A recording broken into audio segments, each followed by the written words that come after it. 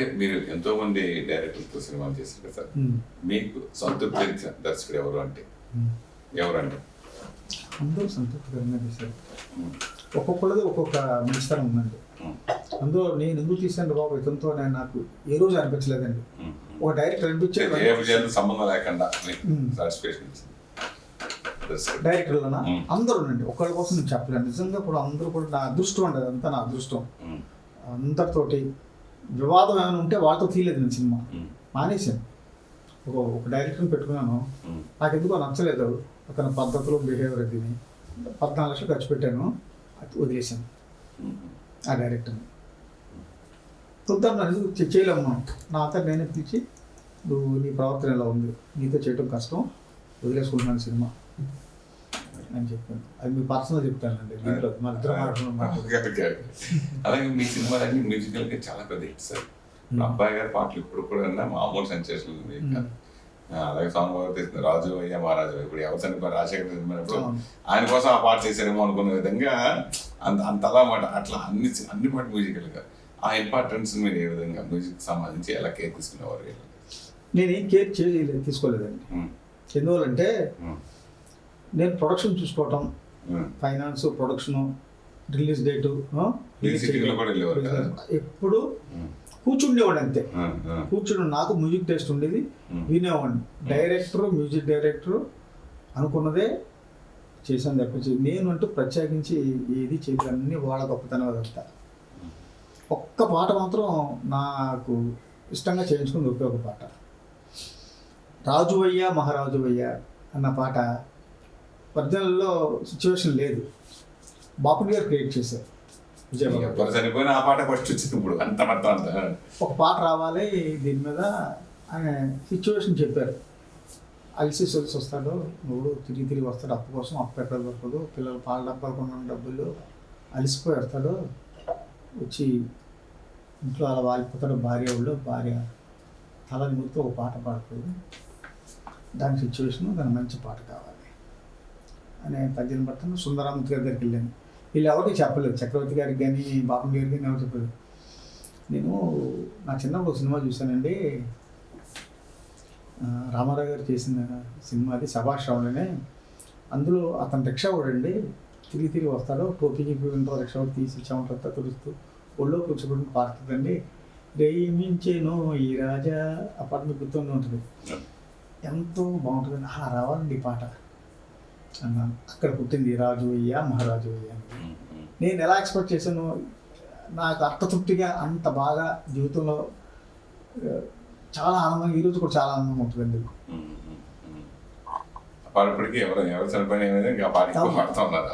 మామూలు కూడా పాపులర్ ఎప్పుడైనా దర్శకులతో కానీ హీరోలతో కానీ విభేదాలు అలాంటి ఏమి చెప్పలేదు సార్ మీ కెరియర్లో? సినిమా చేయకనే విభాగాలు ఒకళ్ళిద్దరితో వచ్చినాయి కానండి, సినిమా చేస్తున్న డైరెక్ట్ ఎవరితో రాలేదండి. విభాగం వస్తే వదిలేస్తానండి, నష్టం వచ్చిన పోతాను తప్పించి నేను చేయలేను.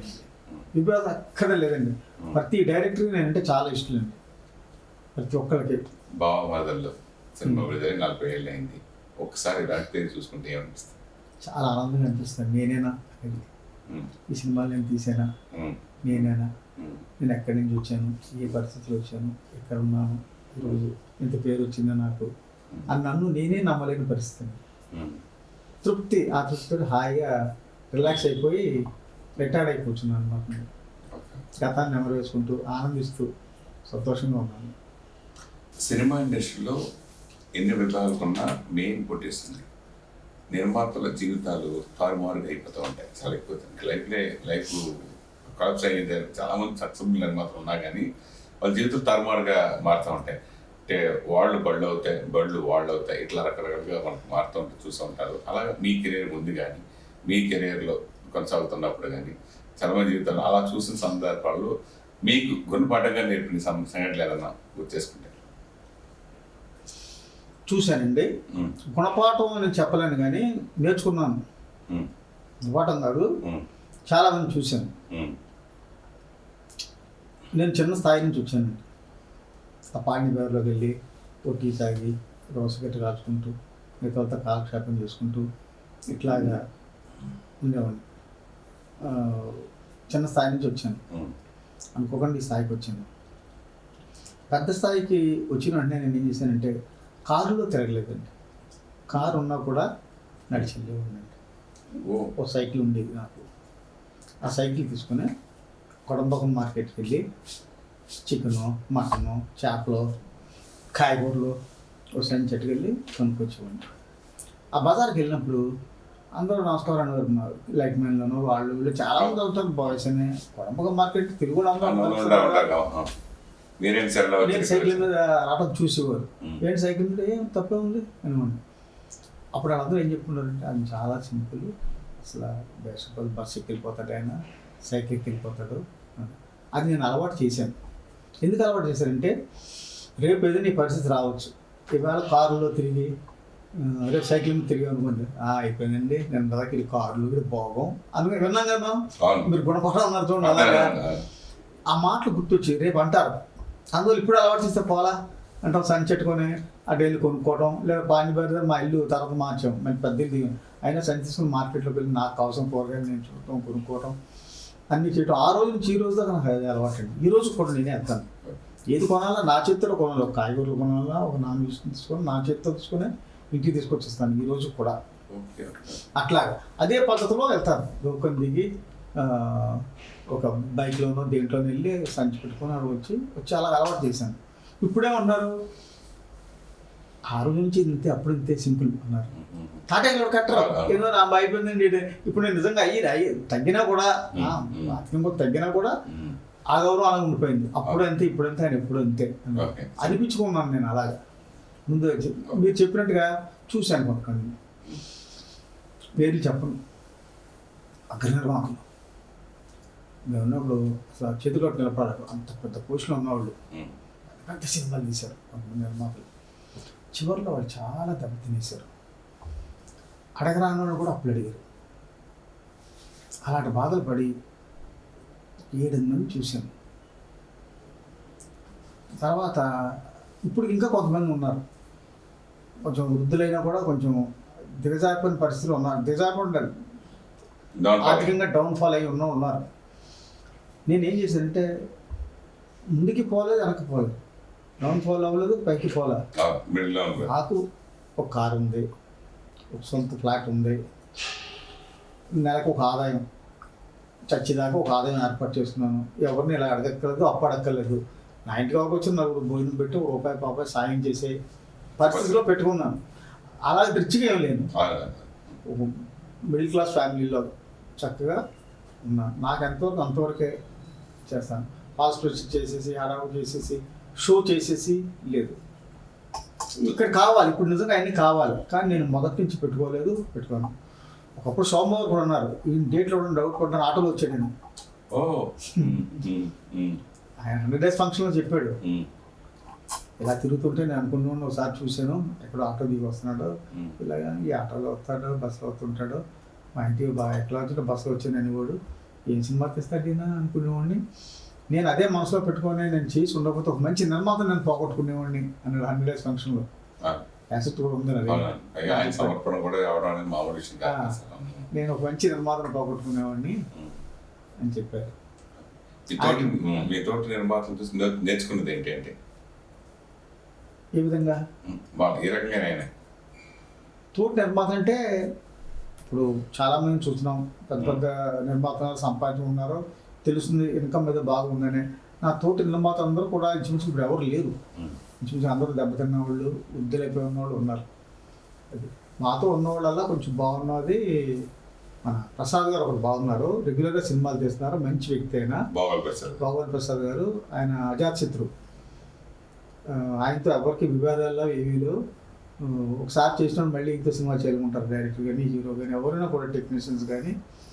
ఆ రోజు నుంచి మాతో ఆయన కంటే కొంచెం సీనియర్ని, ప్రసాద్ గారి కంటే సీనియర్నే, కానీ సమకాలికులు ఉన్నాయి దగ్గర. ఆ తర్వాత వచ్చినప్పుడు సమకాలిక నేను, రామలింగేశ్వరరావు గారు, మేమందరూ సమకాలిక. రామలింగేశ్వరరావు గారు ఇలా ఉండేవారు. గోపాల్ రెడ్డి చనిపోయాడు, బార్గోడ్స్ గోపాల్ రెడ్డి, కేవీ సత్యనారాయణ గారు, వీళ్ళంతా మేము కలిపి తీసేవాళ్ళం. కానీ మాతో పాటు ఆ కాలంలో సినిమాలు తీసిన దేవీర ప్రసాద్ గారు, తిరుగుతుంటారు. మేము కూడా ఆ రోజుల్లో ఉన్నాం వాళ్ళతో పాటు. మీరు తెలిసిన డైరెక్టర్లో కంఫర్ట్గా ఫీల్ అయిన దర్శకుడు ఎవరు అంటే? బాపిరెడ్డి గారు. అందరూ కంఫర్ట్గా ఫీల్ అయ్యాం. ఒకళ్ళు పేరు కాదనుకోండి, బాగా కంఫర్ట్ అంటే బాపిరెడ్డి గారు. ఏదైనా ఒక పలానా చేద్దాం అంటే ఇంకండి అక్కడ అంత అవుద్ది మనం చెప్పాలని ఎక్కడే చెప్తాం. ఆయన విశ్వనాథ్ గారు లాగా రిచ్గా ఖర్చు పెడదాం అనేది లేదు, ఎవరికి లేదండి. మురళీమోహన్ రావు ఒకటి, మురళీమోహన్ రావు, ఆయనతో చాలా కంఫర్ట్గా ఫీల్ అయ్యాను. ఒక్కళ్ళని చెప్పలేనండి, అందరితో కంఫర్ట్గా ఉన్నానండి నేను. నిజంగానండి, నిజంగా ఉంటే నేను నిర్మోహన్ చెప్పేవాడిని, పలానా నాకు ఇబ్బంది అని చెప్పేవాడిని. కానీ ఒకటి పేరు చెప్పితే తప్పు కూడా. మురళీమోహన్ గారితో నేను చాలా కంఫర్ట్గా చేశాను, కోదండరాముడు గారితో చాలా హ్యాపీ, విశ్వనాథ్ గారితో హ్యాపీ, భీమినేని శ్రీనివాసరావుతో హ్యాపీ, కవిరాజ గారితో హ్యాపీ, మన ఎవరు బాపిరెడ్డి గారితో హ్యాపీ, అందరితో హ్యాపీ. ఇప్పుడు వెంకటేష్ బాబుతో తీసిన అబ్బాయి గారు బ్లాక్ బస్టర్ హిట్ అయింది.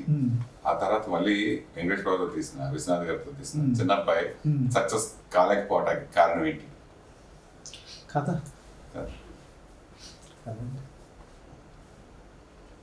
అది ఒక సందర్భంలో నాకు డౌట్ వచ్చింది. డౌట్ వచ్చి వెంకటేష్ బాబుతో చెప్పడం జరిగింది.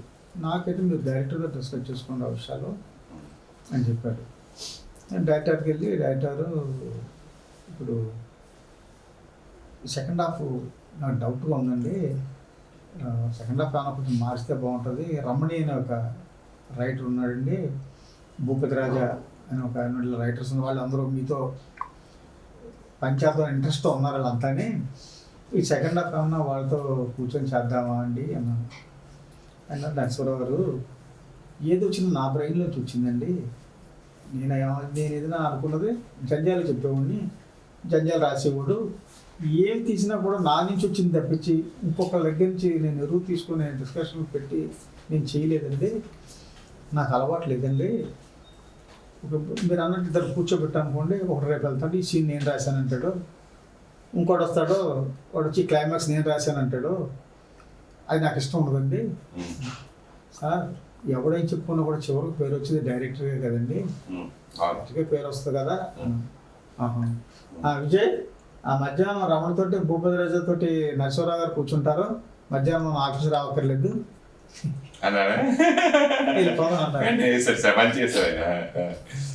బాబు. నేను అలాగనే ఉద్దేశం కాదండి, అయ్యయ్యో ఇదేనా సెకండ్ హాఫ్ నాకే చెప్పండి, మీరు మీకేం డౌట్ ఉందో నాకు చెప్పండి, మనం కూర్చొని చేస్తాం, ఇంకో రైటర్స్ అంది ఎందుకు, సరే బాబు నేను ఎవరిని పిలవను అన్నా. అయిపోయిన తర్వాత సినిమా అయిపోయిన తర్వాత సినిమా ఫ్లాప్ అయిన తర్వాత నేనేం చెప్పానో అక్కడే కొట్టింది. విశ్వనాథ్ గారు నన్ను పట్టుకుని ఏడ్చారండి, పట్టుకుని ఏడ్చి చేతులు పట్టుకుని ఏడ్చేసి కళ్ళని ఏడ్చుకున్నారు. నేను తప్పు చేశాను నరసింహరావు, నేను పాపం చేశాను, మీ పట్ల నేను పాపం చేశాను, ఆ రోజు మీరు చెప్పినట్టు ఆ రైటర్స్ని కూర్చోబెట్టుకున్నాను, కొంచెం ఏమైనా బెటర్మెంట్ వచ్చేదేమో, నేను నాని తట్టుకోలేకపోతున్నాను ఈ చేసిన పాపం నేను, అది కళ్ళని అదేంటంటే మీరు చాలా బాగా చేశారు, కుదరలేదని మనకు వంట కుదరలేదు, నేను ఆయన అవకాశం జరిగింది. ఆయన చెప్పాడు నరసింహరావు ఎప్పుడైనా సరే మీకు మీ కంపెనీలో అసిస్టెంట్ డైరెక్టర్గా కూడా నేను పనిచేస్తాను, మీరు పిలిచి ఈ సినిమాకి మీరు అసిస్టెంట్ మీరు పని చేయండి అంటే అసిస్టెంట్ డైరెక్టర్గా కూడా మీకు నేను పనిచేస్తాను.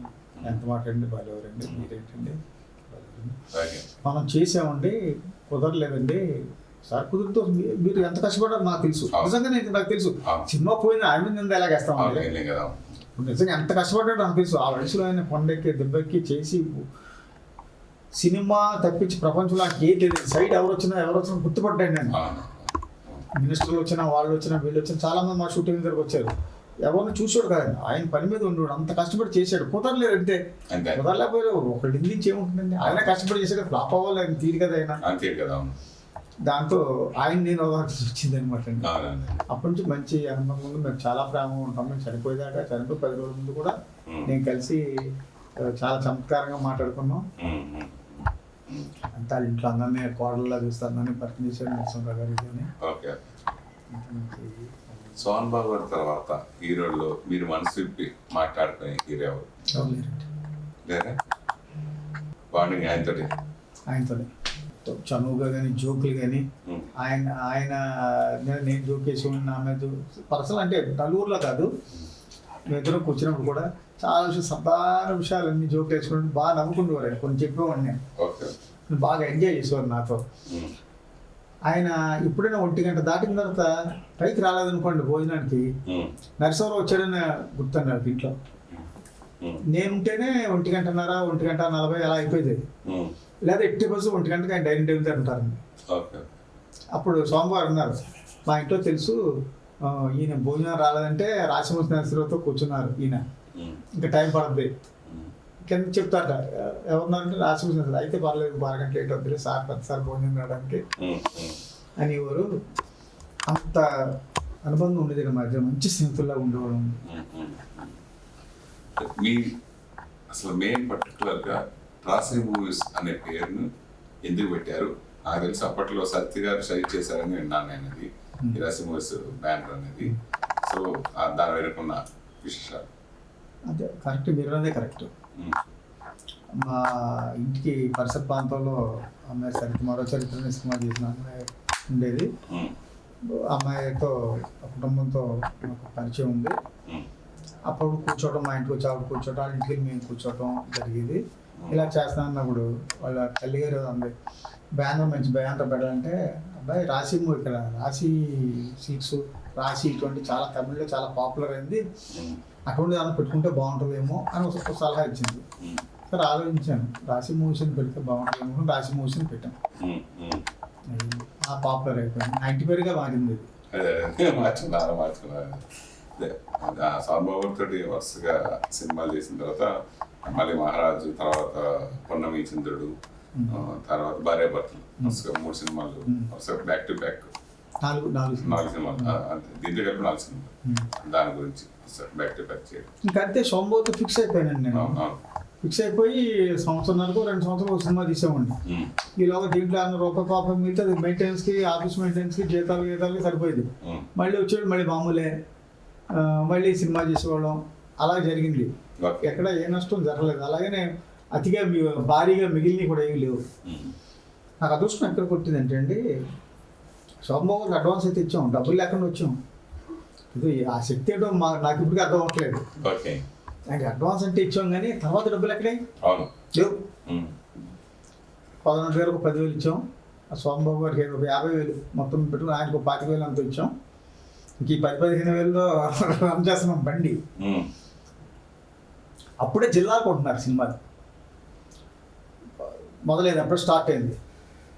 సరే నేను ఈ ఇద్దరిని ఫిక్స్ చేసిన వెంటనే అక్కడ ఖైదీ రిలీజ్ అయింది పొదనోటి గారి డైరెక్షన్లో. అది బ్లాక్ బస్టర్ హిట్, అది హిట్ అయిపోయింది. తర్వాత దేవత, సోమబాబు గారు దేవత హిట్ అయింది.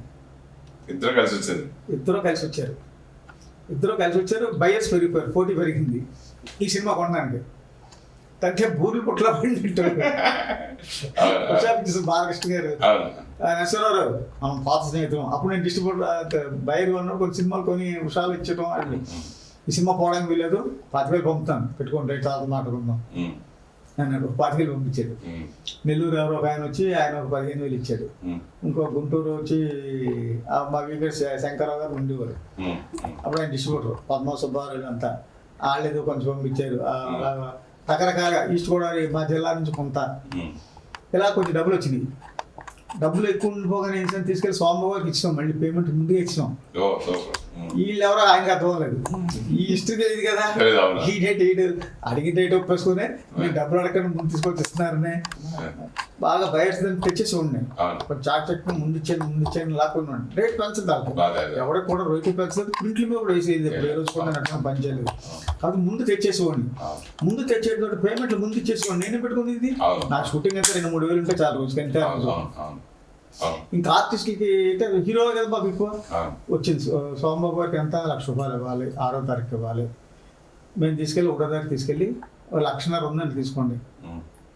ఇదేంటి 6వ తారీఖు ఇమ్మంటే 30వ తారీఖు తీసుకొచ్చేసి 1,50,000 అనుకునేవాడు ఆయన.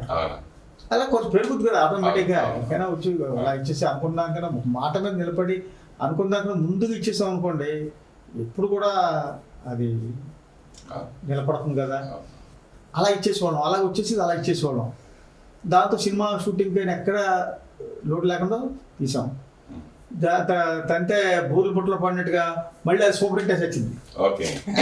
అది మరి అవును అవును. మళ్ళీ సూపర్ హిట్ అయిపోయింది.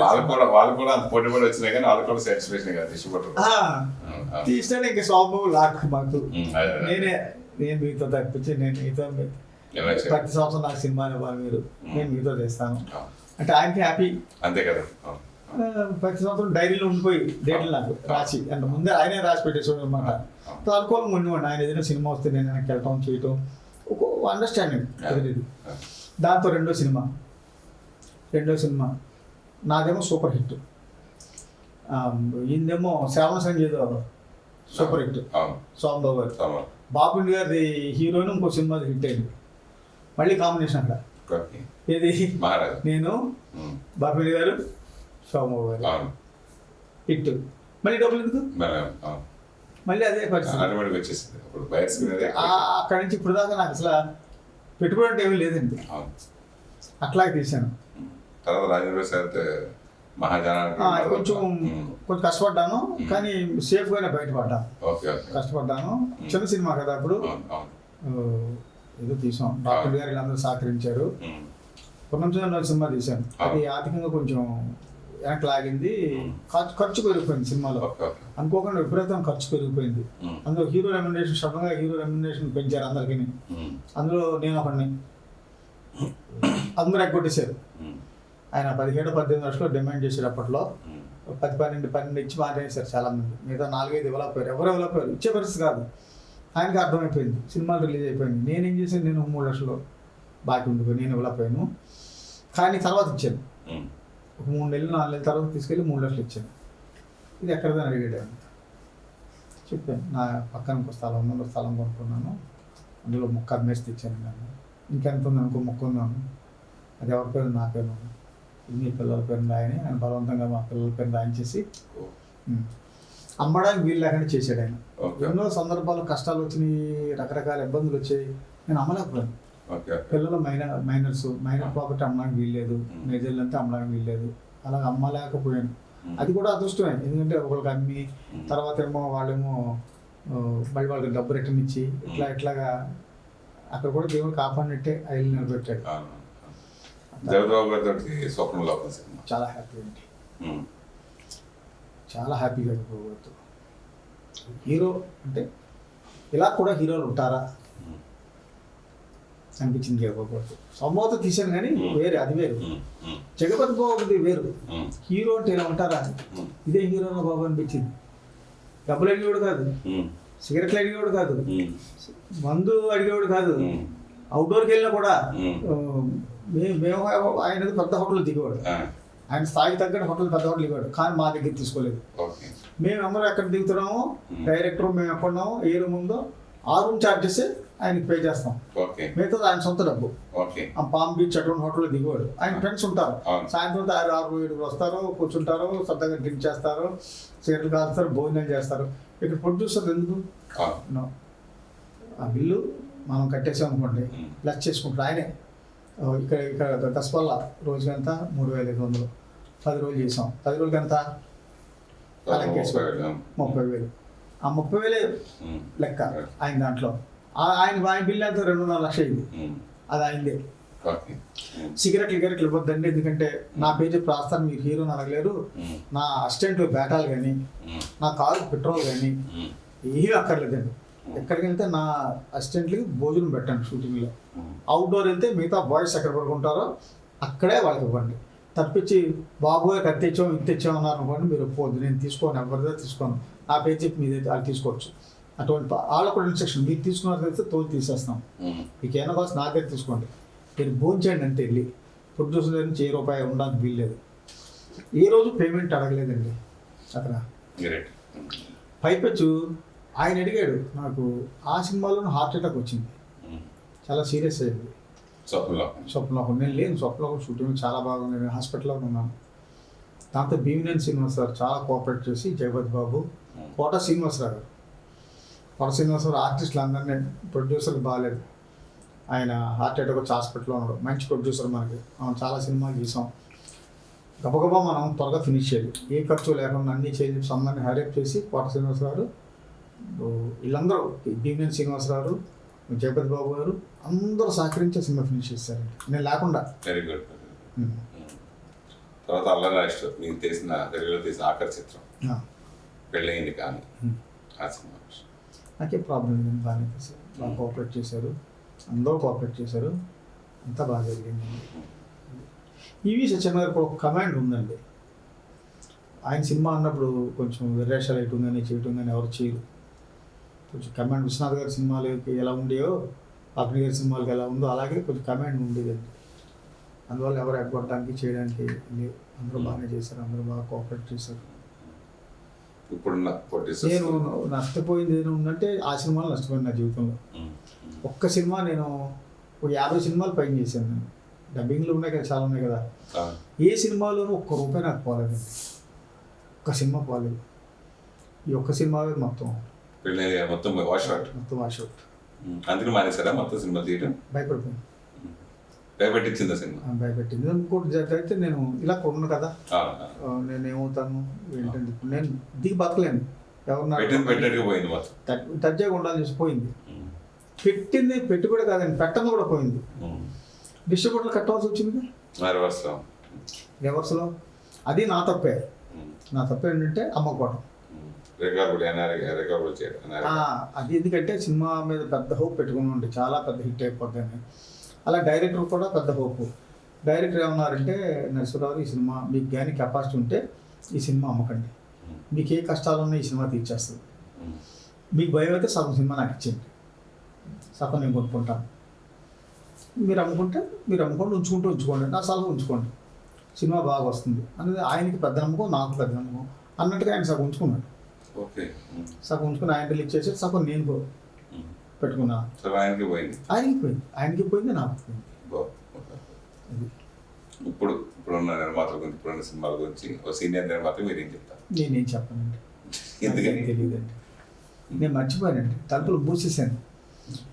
మీరు నమ్ముతారు నమ్మరో, నాకు ఏ సినిమా ఆడుతుందో, ఏ సినిమా వస్తుందో, ఏ సినిమా పోతుందో తెలియదండి. ఏదో 4-5 సినిమాలు, ఏదో గుంటూరు కారం అంటున్నారో, ఏదో 4-5 హీరోలు సినిమాలు ఏ వస్తుంటాయి పోతుంటాయి, అవి మాత్రం తెలుసు.